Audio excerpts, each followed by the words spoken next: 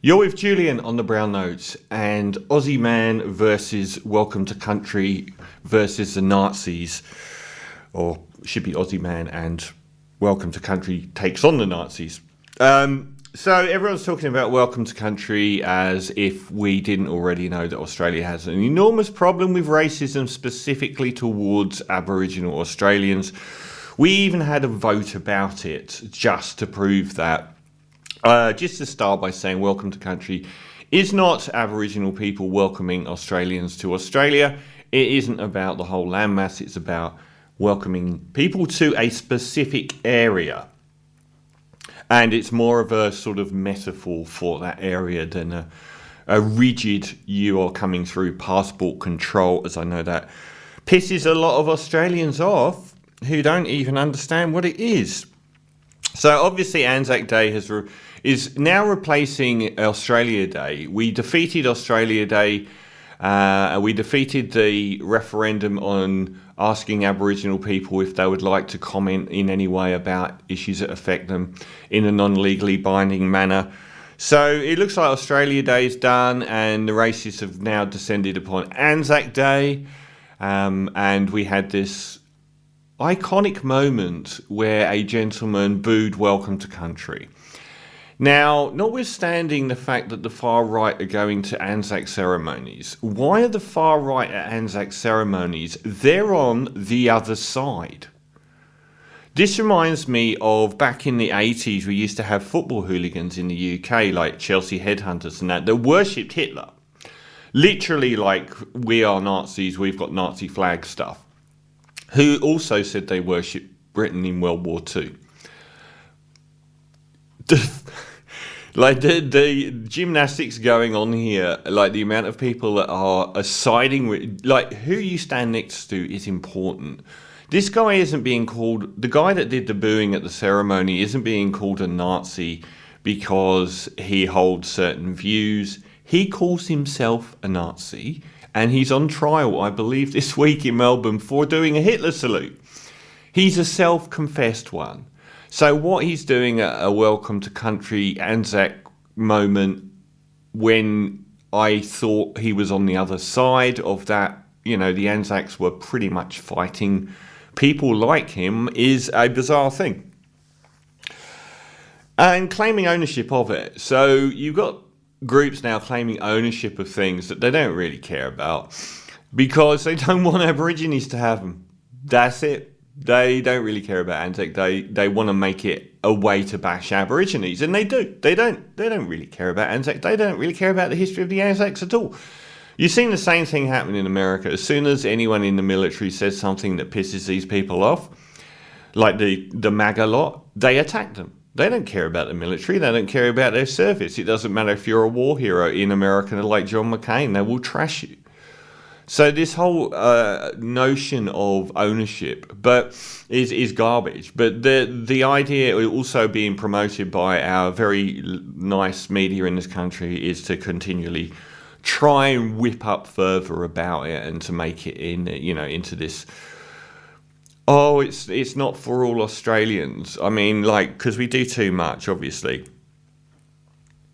And Indigenous soldiers fought in bloody World War I and II. So on our side, thanklessly, without having the vote, without having any rights. So maybe, just giving them a few minutes isn't that bad. Of being, how dare they welcome us to country? He's bringing love, kill him. God forgive giving him any respect at all.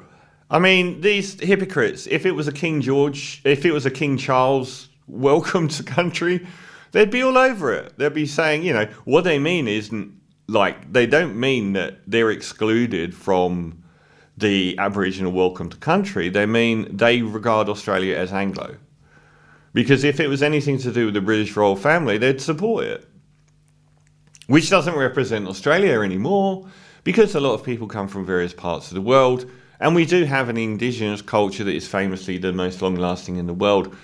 That also has a number of global signifiers, such as the most amount of Indigenous children in juvenile detention, the highest percentage of Indigenous Australians, or the percentage of Indigenous folk in Australia being in jail is the highest. The life expectancy gap of 10 years is the highest in the world. So lots of proud stuff going on there. And even in modern times, we've had John Howard and his outstanding racism towards Aboriginal people, particularly towards the end of his time in office, and the interventions and so on.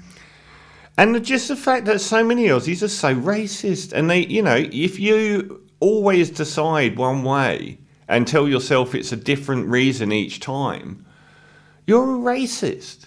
That's what a racist is, someone that will justify... No racists call themselves racists, apart from the guy at the ceremony, who probably does. But most racists say, no, it's just about this particular issue. It just so happens that my whole life for the last 20 years, I've always voted or felt the same way whenever Aborigines were mentioned. Do you not see a pattern? That you're looking for a reason. It isn't that big a deal. Anyway... And obviously, the one of the most hilarious things is the Ozzy guy thing. So Ozzy Man, very famous comedian, does a lot of video footage online, deeply loved, globally known, has come out and, called the guy who did this a drongo and celebrated defended Welcome to Country, causing a shit show of people saying, I'm quitting your channel and blah, blah, blah. It always really does crack me up when right-wingers find out a comedian or actor or musician that they love is a lefty. They all are lefties. You don't have anyone in your talent pool. Who have you got? James Woods, Kirk Cameron, and I don't know. Who are the people on the right that are creative geniuses, that are great comedians or actors or musicians? They're all lefties. And then they say, oh, we're gonna cancel you.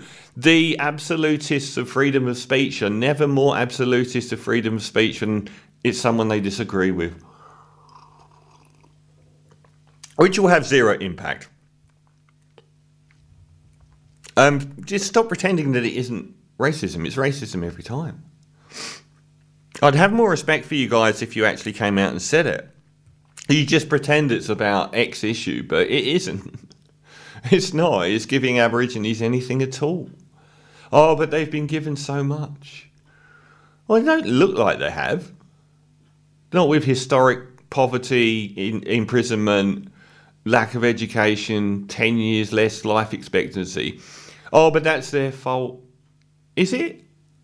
Do you really think that? Or do you just not want them to have anything? I mean, the Anzacs fought against this kind of fascism. The populist right of the modern era are who the Anzacs were fighting against in the other eras.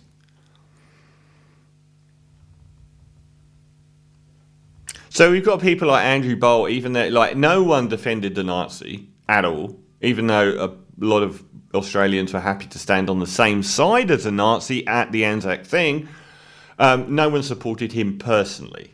Everyone attacked him. Andrew Bolt's one was interesting because there was a secondary incident, which was someone shouted Free Palestine.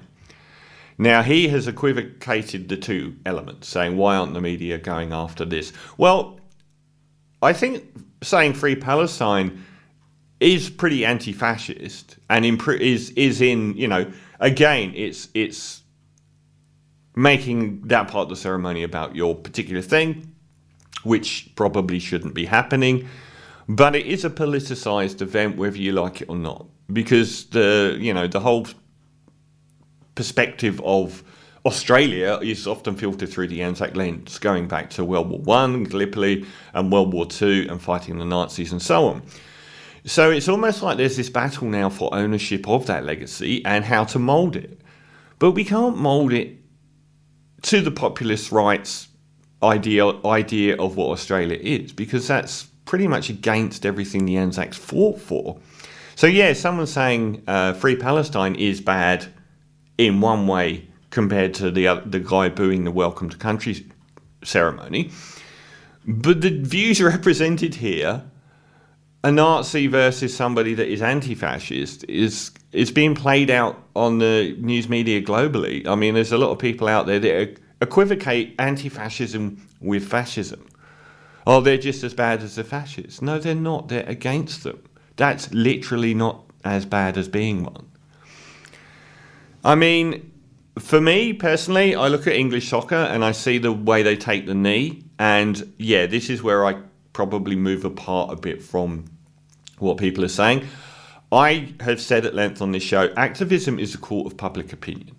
It's taking people that don't believe in what your cause is and making them believe in what your cause is.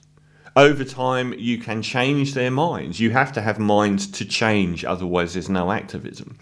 What I don't agree with, and it's like the end of the movie Clockwork Orange for a random tangent. So at the end of the movie Clockwork Orange, this nefarious, bullying, violent sociopath is forced to become a good man. And the whole point of that is, that doesn't count, really. If you're forcing somebody through violence to become non-violent, that's not real.